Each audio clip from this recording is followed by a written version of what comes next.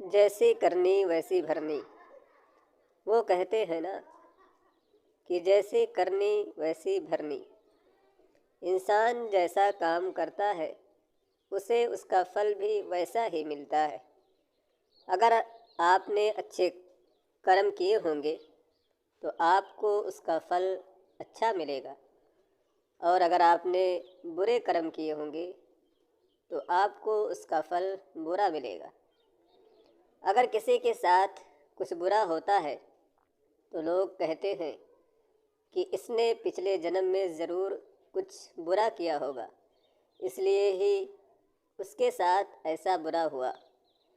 और अगर किसी के साथ कुछ अच्छा होता है तो लोग कहते हैं कि इसने पिछले जन्म में ज़रूर कुछ अच्छा काम किया होगा, इसलिए ही इसके साथ आज ये अच्छा हुआ। देखा जाए तो आज के ज़माने में इंसान को अपने इस जन्म का हिसाब इसी जन्म में चुकाना पड़ता है, क्योंकि पहले भगवान नोटबुक लेकर के हिसाब करते थे, इसलिए उन्हें हिसाब करने में देर लगती थी। आज के ज़माने में भगवान के पास भी लैपटॉप आ गया है, उन्हें इंसान के कर्म का फल देने में यानी कि हिसाब करने में देर नहीं लगती। आज की ये कहानी जैसी करनी वैसी भरनी, ये कहानी भी उसी के बारे में है।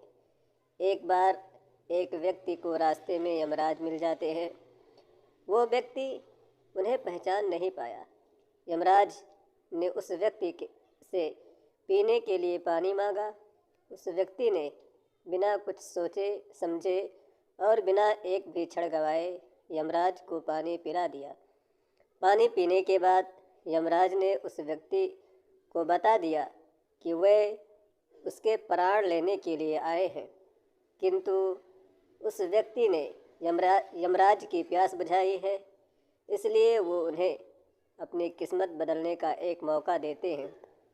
इतना बोलने के बाद यमराज ने उस व्यक्ति के हाथ में एक डायरी दे दी और उस व्यक्ति से कहा कि तुम्हारे पास 10 मिनट का समय है।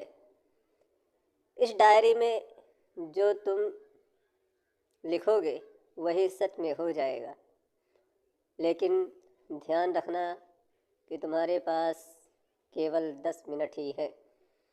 उस व्यक्ति ने डायरी खोलकर देखा कि पहले ही पेज पर लिखा था कि उसके दोस्त को लॉटरी निकलने वाली है और वो करोड़पति बनने वाला है। वो व्यक्ति ने वहाँ लिख दिया कि उसके दोस्त को लॉटरी ना लगे। पहले पेज पर लिखा था कि उसका एक रिश्तेदार चुनाव जीतकर मंत्री बनने वाला है। उसने कहा, वहाँ पर लिख दिया कि उसका रिश्तेदार हार जाए। इसी तरह वो पेज पलटता गया और अंत में उसे अपना पेज दिखाई दिया। जैसे ही उसने कुछ लिखने के लिए अपना पेन उठाया कि यमराज ने उस व्यक्ति के हाथ से डायरी वापस ले ली और कहा, ली सत्य ली वत्स, तुम्हारे 10 मिनट अब ख़त्म हो गए हैं, अब कुछ भी नहीं हो सकता। यमराज ने कहा कि तुमने अपना पूरा समय दूसरों का बुरा करने में व्यतीत कर दिया और अपने आप को ही खतरे में डाल दिया। अब तो तुम्हारा अंत निश्चित है। अब तुम्हें कोई नहीं बचा सकता, क्योंकि तुम अपने आप को ही नहीं बचा पाए। ये सुनकर वो व्यक्ति बहुत ज़्यादा पछताता है, लेकिन अब पछताने से कुछ नहीं हो सकता, क्योंकि अब सुनहरा मौका उसके हाथ से निकल चुका था। दोस्तों, इस कहानी से ये सीख मिली कि अगर भगवान ने आपको कोई शक्ति दी है तो कभी किसी का बुरा न सोचें और न ही किसी का बुरा करें। दूसरों का भला करने वाले सदा सुखी और दूसरों का बुरा करने वाले सदा दुखी रहते हैं। तो दोस्तों, ये कहानी बहुत ही खूबसूरत थी।